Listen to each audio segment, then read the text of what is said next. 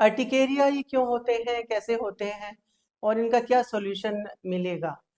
कभी आपकी स्किन पे ऐसे रेड इची पैचेस हुए हैं जो कुछ देर में डिसअपियर हो जाते हैं? ये अर्टिकेरिया और हाइव्स होते हैं। आज हम समझेंगे कि ये कैसे होते हैं और ये क्या होता है। सिंपल शब्दों में अर्टिकेरिया एक स्किन कंडीशन है जिसमें स्किन में लाल चकत्ते पड़ते हैं और कुछ ही देर में डिसअपियर हो जाते हैं। अगर किसी को ये 6 वीक से ज़्यादा होते हैं तो ये क्रॉनिक अर्टिकेरिया हो सकता है। इमेजिन आप ऑफिस में हैं बिजी और अचानक आपको अपनी आंख पे रेड इची पैचेस दिखते हैं। आप उसको खुजाते हैं लेकिन वो और इंटेंस हो जाते हैं।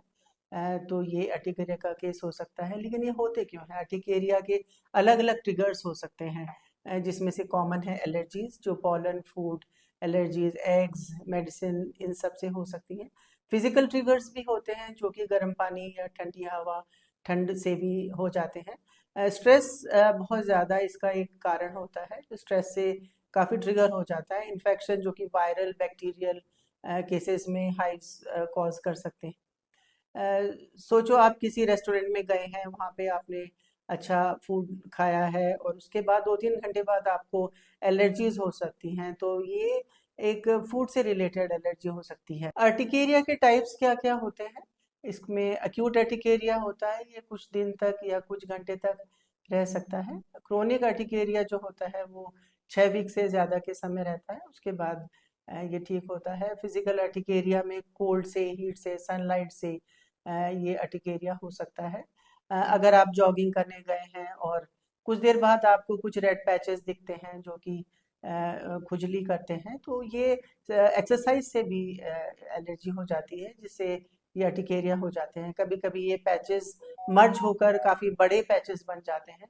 सीवियर केसेस में एंजियोइडिमा भी हो सकता है, स्वेलिंग आइज में भी हो सकती है।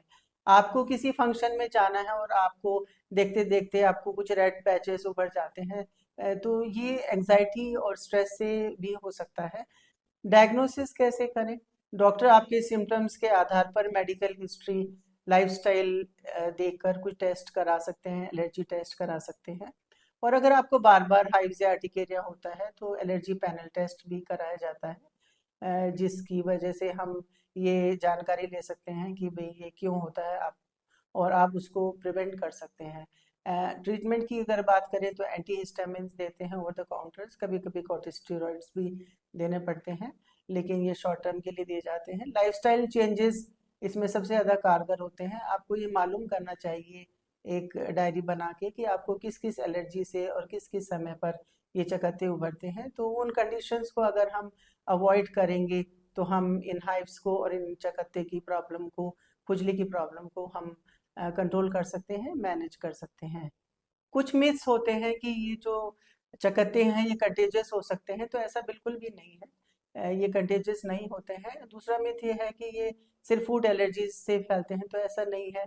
फिजिकल कंडीशन से भी ये हो जाते हैं। लिविंग विद अर्टिकेरिया में हम इसको किस तरह से देखते हैं? तो एक तो सिम्टम डायरी बनानी चाहिए कि किन किन कंडीशंस में हमें होता है, उनको अवॉइड करना चाहिए। स्ट्रेस मैनेजमेंट करना चाहिए। और कपड़े जो हैं वो थोड़े लूज पहनने चाहिए, सिंथेटिक कपड़े नहीं पहने, कॉटन के कपड़े पहने, जिससे ये अर्टिकेरिया की समस्या नहीं हो।